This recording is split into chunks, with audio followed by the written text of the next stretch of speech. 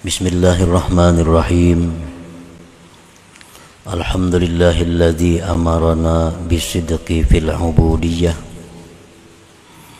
wal qiyami bihuquqir rububiyyah. Asyhadu an la ilaha illallah wahdahu la syarika lahu fil uluhiyyah wa asyhadu anna sayyidana Muhammadan abduhu wa rasuluhu khairul bariyyah. Allahumma salli wa sallim ala syajaratil aslin nuraniyah wa lam'atil qabdatir rahmaniyah sayyidina wa maulana Muhammadin sahibir rutbatil aliyah wa ala alihi wa sahbihi dhabil mafakhiris saniyah wa dhurriyyatihi wa atba'ihi al-arabiyyati wal ajamiyah. Amma ba'du. Yang kita hormati dan kita cintai para habaib, para alim ulama, para muhibbin, hadirin hadirat rahimakumullah. Alhamdulillah, puji syukur kita haturkan kehadirat Allah Subhanahu wa ta'ala, yang mana dengan taufik dan hidayah serta inayah yang diberikan kepada kita, pada malam hari ini kita dapat berkumpul bersama-sama di majelis yang penuh berkah dan rahmat ini.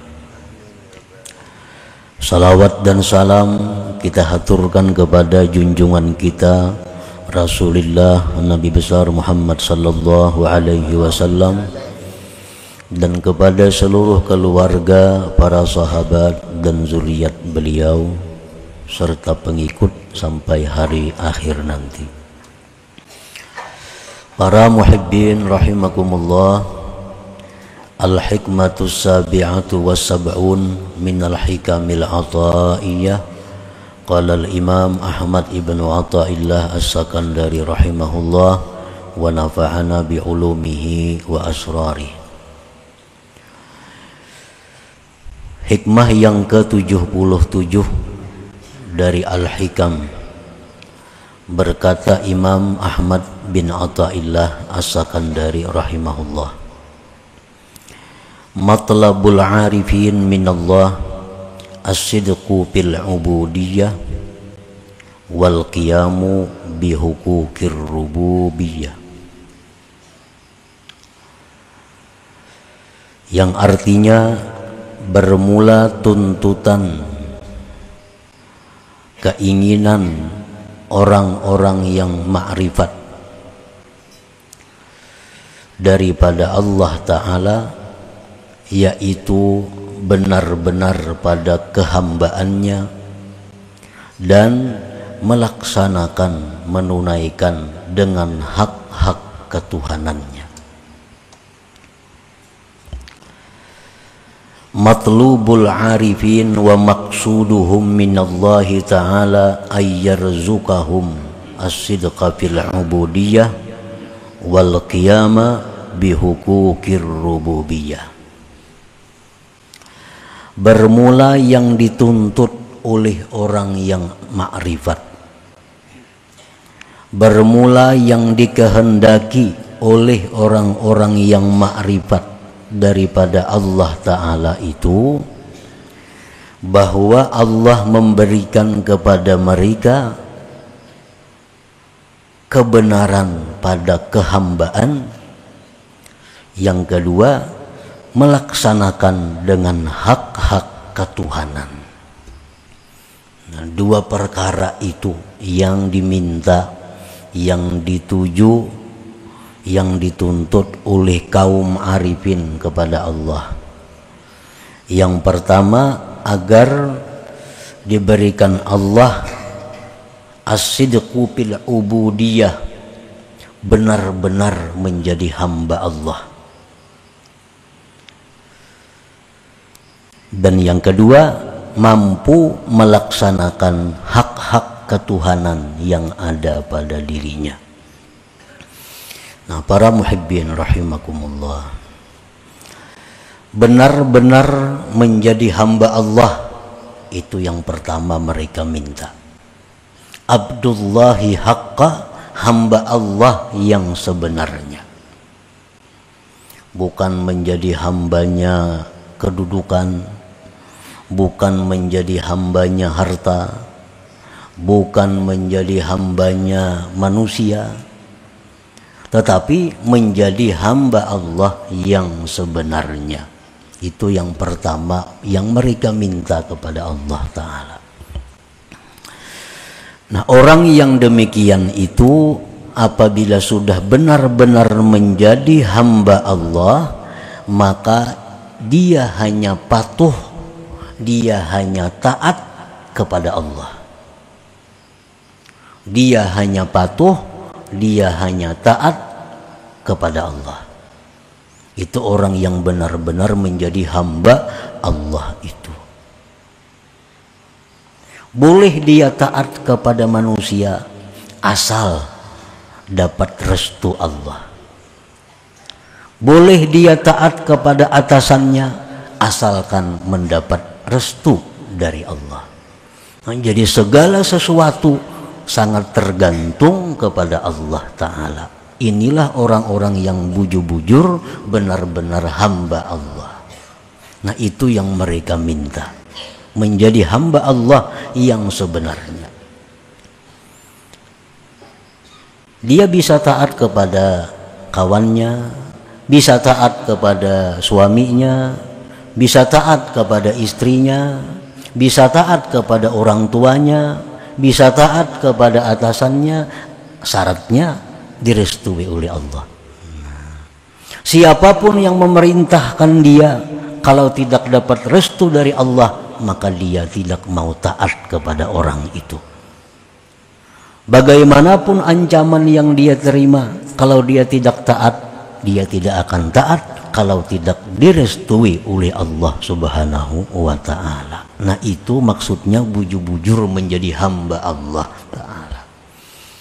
Lain hamba makhluk. Kalau orang hamba makhluk itu ini kada peduli Allah. Bila disuruh makhluk ini taat nang Allah nang katuju kanang kadaka. Bila kehendak dirinya, ada orang yang jadi hamba nafsunya. Jadi hamba nafsunya. Bila nafsunya hendak ini, nah laksanakan, kada menunggu restu Allah. Apakah Allah setuju atau kada kalau ini dilaksanakan? Nah, ini orang yang bukan hamba Allah sebenarnya.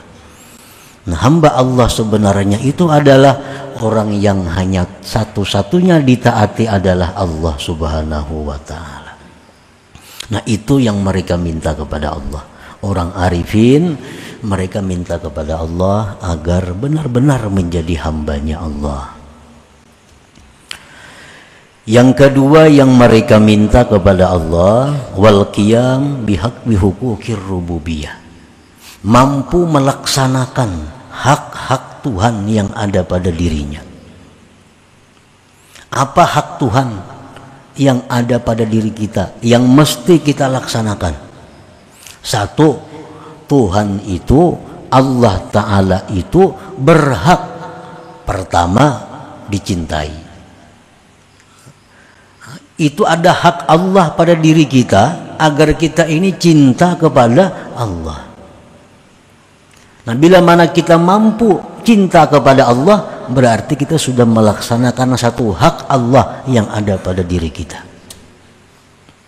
Kenapa Allah itu mesti dicintai? Kenapa Allah mesti dicintai? Pertama, Allah itu adalah zat yang maha baik dengan kita. Zat yang maha baik dengan kita. Tidak ada orang sebaik Allah kepada kita. Yang sangat baik kepada kita, yang menyampaikan bermacam-macam kebaikan kepada kita. Rasulullah SAW bersabda, jubilatil qulub ala hubbi man ahsana ilaiha. Tabiat hati manusia itu cinta kepada orang yang berbuat baik kepadanya. Yang paling baik kepada kita adalah Allah Subhanahu wa Ta'ala. Nah, jadi bila mana kita ini mencintai Allah, maka kita sudah menunaikan satu hak Allah yang ada pada diri kita. Apalagi hak Allah yang mesti kita tunaikan. Allah itu mesti dimalui. Allah Ta'ala itu mesti dimalui. Kenapa Allah mesti dimalui? Karena Allah selalu melihat keadaan kita. Allah tahu cacat aib kita. Allah mendengar, melihat, mengetahui apa-apa yang terjadi pada kita. Mesti malu dengan Allah. Nah, jadi hak Allah dalam diri kita ini adalah Allah tuh mesti dimalui.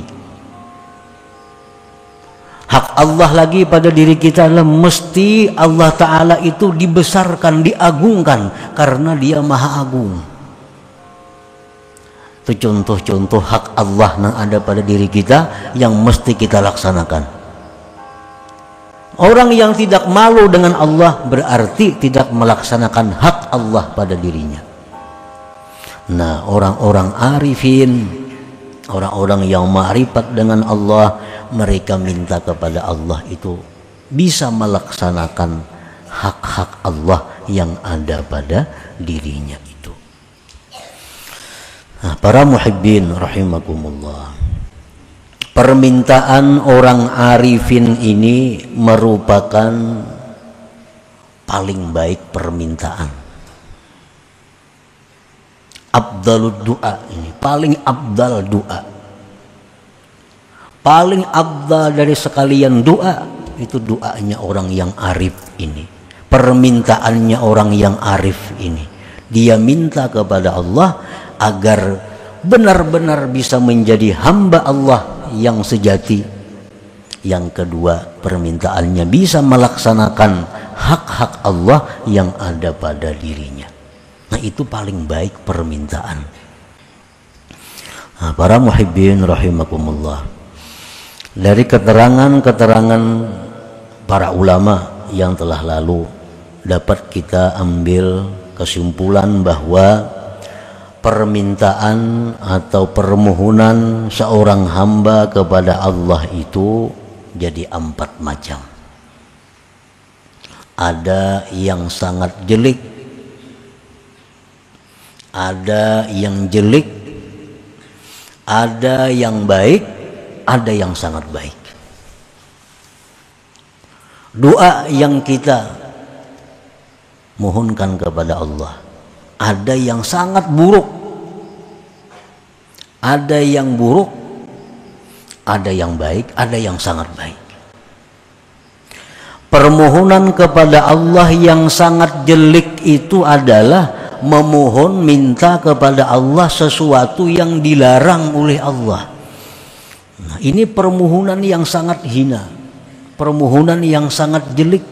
Kita minta kepada Allah sesuatu yang dilarang oleh Allah. Nah, ini permohonan yang sangat jelek. Contohnya, kita minta kepada Allah perkara-perkara maksiat. Nah, lebih jelas lagi contohnya, kita umpamanya menghendaki, ini laki-laki menghendaki bini orang belaki nang dikehendaki ini, lalu minta lawan Tuhan, ya Allah, nah, sarakakan laki bini ini, ulun hendak mengawini bininya. Nah, ini contoh permintaan yang sangat jelek. Kenapa? Karena minta lawan Tuhan orang nang rumah tangga bagus supaya diruntuhakan, inya hendak mengawini bininya. Nah, ini permintaan yang sangat buruk kepada Allah.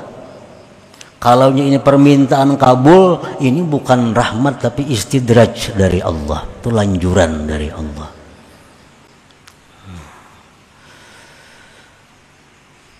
Allah melarang kita merusak orang suami istri, itu kan? Ini berdoa lawan Tuhan, minta rusak, minta hancurkan, nah, meminta sesuatu yang dilarang oleh Allah.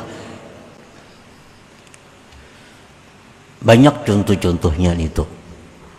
Pokoknya sesuatu yang dilarang oleh Allah jangan diminta lawan Allah, karena itu sejahat-jahat permohonan, sejahat-jahat doa.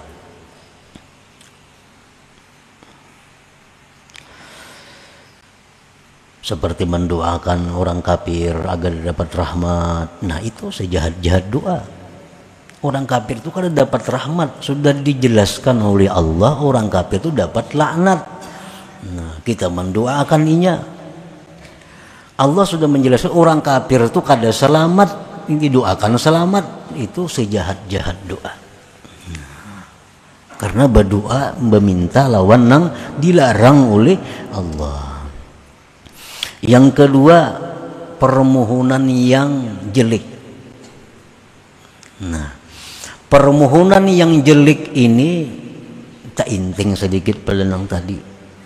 Permohonan yang jelek ini meminta kepada Allah sesuatu yang tidak disuruh Allah memintanya. Nah, minta kepada Allah sesuatu yang mana Allah kadang menyuruh kita minta itu. Contohnya minta sugih. Ya Allah, jadikanlah hamba orang sugih. Ya Allah, jadikanlah anak hamba ini orang kaya raya. Nah, ya Allah, jadikanlah anak hamba ini kena jadi gubernur umpamanya. Ini permintaan yang jelek, permintaan yang jahat. Kenapa disebut permintaan jahat? Karena Allah kadang menyuruh kita ini jadi orang sugih, kadang sugih harta. Allah kadang menyuruh supaya kita ini jadi kepala daerah, kadang kita minta itu. Nah itu permohonan yang sangat jelek. Kenapa lagi anak berdagang turun mulai, ya Allah mudahan hari ini payo berdagang, itu permintaan yang jelek. Allah kalau ada nyuruh minta supaya payo tuh kada ada. Nang disuruh Allah kita minta rezeki yang halal, yang luas, yang membawa kepada ibadah. Nah itu disuruh. Mungkin kita berdagang berdoa, ya Allah mudahan hari ini dapat rezeki yang halal, yang luas, yang membawa kepada ibadah. Nah itu permintaan kan yang bagus itu. Kalau mudahan hari ini payo berdagang, itu permintaan yang kada bagus sebenarnya. Permintaan yang jelek lawan Tuhan, karena Tuhan kada menyuruh itu. Nah yang ketiga, permintaan yang baik. Seperti dalam hikmah yang terdahulu, hikmah ke-73, rasanya khairu ma tatlubuhu minhu ma huwa talibuhu minka. Minta kepada Allah sesuatu yang memang disuruh Allah kita minta. Nah itu bagus. Kita minta lawan Allah masuk surga, memang Allah nyuruh kita masuk surga. Ya Allah janganlah kami masuk neraka, memang Allah melarang, mencegah kita jangan masuk neraka. Ya Allah berilah hamba ini ilmu yang bermanfaat, memang Allah menyuruh kita jadi orang alim. Ya Allah ampunilah dosa-dosa hamba, memang Allah menyuruh kita supaya tobat dari dosa. Nah minta seperti itu lawan Allah baik itu baik, karena Allah menyuruh minta itu. Nah permintaan yang keempat yang sangat baik, yang paling baik, permintaan orang-orang arifin ini tadi. Pertama minta kepada Allah agar dijadikan hamba Allah semata. Hanya hamba Allah semata. Ya Allah jadikanlah aku ini hamba Engkau semata. Yang kedua, ya Allah berikan hamba kekuatan untuk bisa melaksanakan hak-hakmu yang ada pada diri hamba ini. Nah itu permintaan yang paling baik. Kenapa disebut itu paling baik? Karena kalau itu kabul permintaan kita, ibadah kita satu malam itu sama bernilai ibadah orang yang berjuang fisabilillah 40 tahun. Kalau kita ini bujur-bujur hamba Allah nang sejati, kita mampu melaksanakan hak-hak Allah pada diri kita, ibadah kita satu malam lebih baik daripada ibadah 40 tahun orang yang berjihad fisabilillah. Nah maka ini permintaan yang paling baik, afdalud doa, paling afdal permintaan orang arifin tadi. Nah, para muhibbin rahimakumullah, as-sidqu fil ubudiyyah a'la minal ikhlas fil ibadah. As-sidqu fil ubudiyah, orang yang benar-benar menjadi hamba Allah, itu kedudukannya lebih tinggi daripada ikhlas, daripada orang yang ikhlas beribadah. Orang yang benar-benar menjadi hamba Allah, tidak hamba yang lain, orang ini lebih tinggi daripada orang yang ikhlas beribadah. Fakullu sidqin ikhlas walaysa kullu ikhlas sidqun. Tiap-tiap sidik itu pasti ikhlas, dan belum tentu orang ikhlas itu orang yang sidik.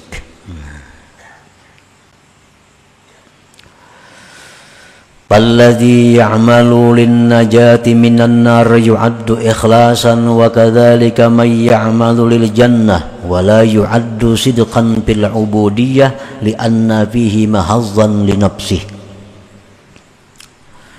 Orang yang beramal sembahyang, puasa supaya terhindar dari api neraka.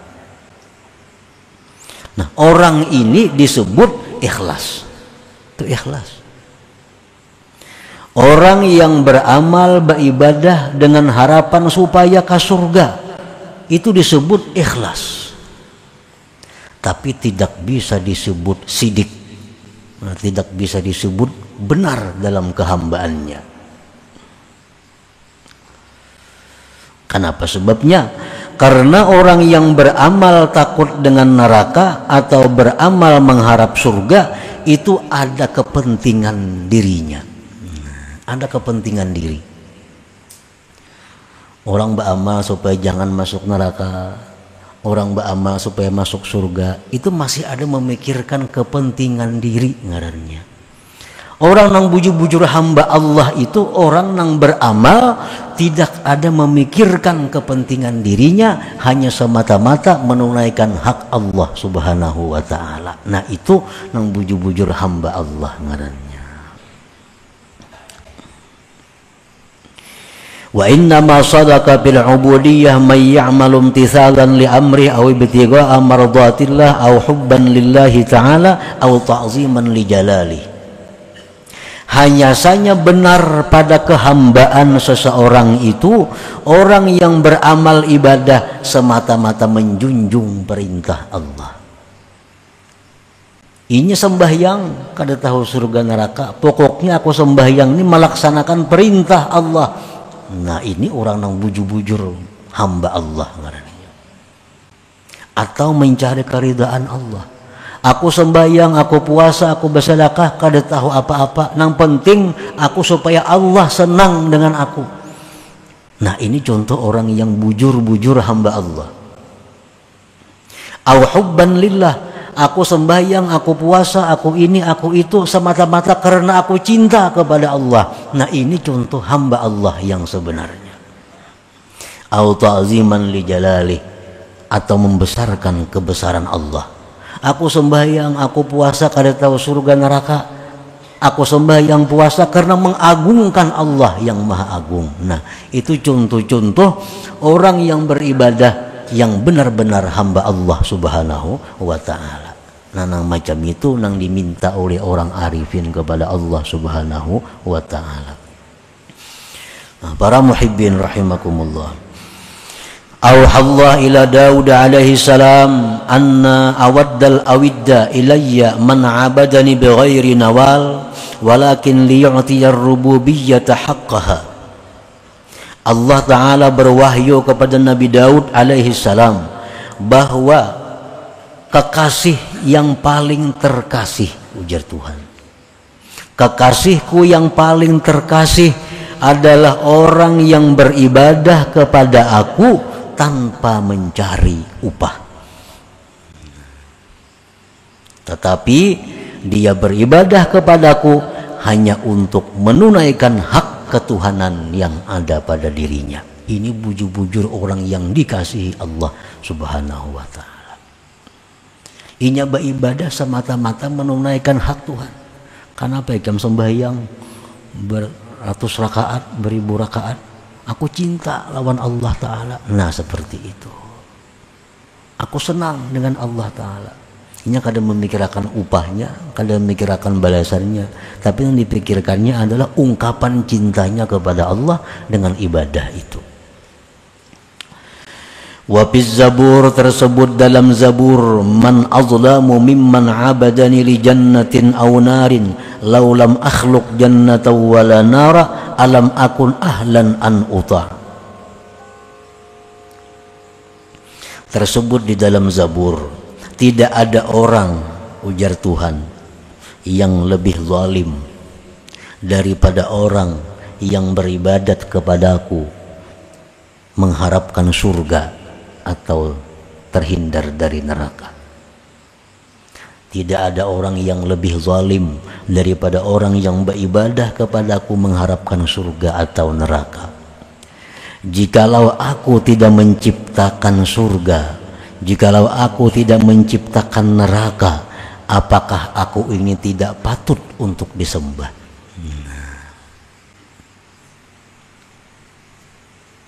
Jadi Allah Subhanahu wa Ta'ala menyebut bahwa orang yang beribadah mengharapkan surga itu dianggap Allah sebagai orang yang zalim. Zalim itu macam-macam tingkatannya. Tingkatan yang paling tinggi syirik kepada Allah, itu zalim paling besar. Yang halus-halus tuh banyak juga ngarannya zalim itu. Nah, Allah menyebut orang yang beribadah kepada Allah mengharap karena surga itu dianggap Tuhan zalim. Sebab apa? Ujar Tuhan, jakanya kadaku ulah surga amun disembahnya aku. Nah, orang-orang yang bujur-bujur hamba Allah itu kadang mau macam itu. Nah, itu yang diminta oleh orang-orang arifin tadi. Marra Isa alaihi salam ala ta'ifatin minal ubbad wa nahalu faqalu nakhafullah wa narjul jannah faqala lahum makhluqan khiftum wa makhluqan rajautum wa marra biqaumin akharin kadzalik faqalu na'budu hubban lillah wa ta'ziman li jalalihi faqala antum awliyaullah haqqan ma'akum umirtu an ukim. Nabi Isa alaihi salam lewat berjalan. Nabi Isa memang ketujuh berjalan. Ngarannya ke Al-Masih. Jalan. Bertamuan sekelompok orang beribadah, kurus awak katuhukan kalawasan beribadah. Jadi Nabi Isa, napa ikam ni beribadah sampai berkurus-kurus awak? Ujar mereka, kami beribadah nih wahai Nabi Isa, kami takut dengan neraka. Kami takut dengan neraka. Ujar Nabi Isa, makhlukan khiftum, makhluk yang kamu takuti. Kan neraka makhluk, makhluk yang kamu takuti. Nabi Isa tinggalkan kelompok tadi. Nabi Isa terus berjalan lagi, bertamu pulang sekelompok orang majelis beribadah, kurus awak. Dan Nabi Isa ikam beribadah berkurus-kurus awak, ngapa garang beribadah? Kami hendak ke surga bang mati. Jadi kami beribadah lawan Tuhan. Jadi Nabi Isa makhlukan rajautum, ikam mengharap makhluk juga ngarannya. Kan surga makhluk juga. Nabi Isa tinggalkan lagi kelompok tadi. Jalan Nabi Isa. Ada pulang sekelompok lagi orang berzikir kepada Allah. Kurus awak sama kurusnya lawan yang tadi. Jadi Nabi Isa apa ya kami lawan Tuhan berzikir sampai berkurus-kurus awak. Ujar mereka, na'buduhu hubban lahu wa ta'ziman li jalali. Karena kami cinta kepada Allah dan kami mengagungkan Allah, kami berzikir kepada Allah. Nah, karena kami cinta kepada Allah. Ujar Nabi Isa, antum awliyaullah, kalian inilah wali-wali Allah Ta'ala. Haqqan ma'akum umirtu an ukim, aku diperintahkan untuk berdiam bersama-sama kalian ini. Nah gitu nilai sebuah ibadah. Zikirnya sama, kurusnya awak sama, berkurus-kurus juga awak. Tapi nang saya pun kurusnya karena takutan neraka, nang saya pun ini kurusnya karena kehendakan ke surga. Ini kurus karena rindu dengan Allah, karena cinta dengan Allah. Itulah aulia Allah, kekasihnya Allah subhanahu wa ta'ala. Dengan itu Nabi Isa disuruh bergabung, berkumpul dengan mereka itu. Nah, para muhibbin rahimakumullah, qala Abu Hazim rahimahullah, inni la astahi an a'buda li thawab wal iqab fa akunu kal abdi su illam yakhab lam ya'mal wa kal ajiri su illam yu'ta lam ya'mal. Abu Hazim rahimahullah berkata, aku sungguh malu bahwa aku beribadah mengharap pahala atau takut daripada siksa. Maka jadilah aku seperti budak yang jahat, jika tidak takut tidak beramal. Jika kada takut kada beramal. Dan aku tidak mau seperti buruh yang jahat, jikalau tidak diberi dia tidak bekerja. Nah, jadi itulah inti daripada hikmah yang ke-77 ini, bahwa orang-orang yang arifin mereka minta kepada Allah agar benar-benar menjadi hamba Allah yang sebenarnya. Orang yang beribadah hanya menjunjung perintah Allah tanpa ada memikirkan balasan imbalan yang diberikan oleh Allah subhanahu wa ta'ala. Nah, kemudian hikmah yang ke-78. Ila hadratin Nabi sallallahu alaihi wasallam. Al-Fatihah. A'udzubillahi minasyaitonir rajim. Bismillahirrahmanirrahim.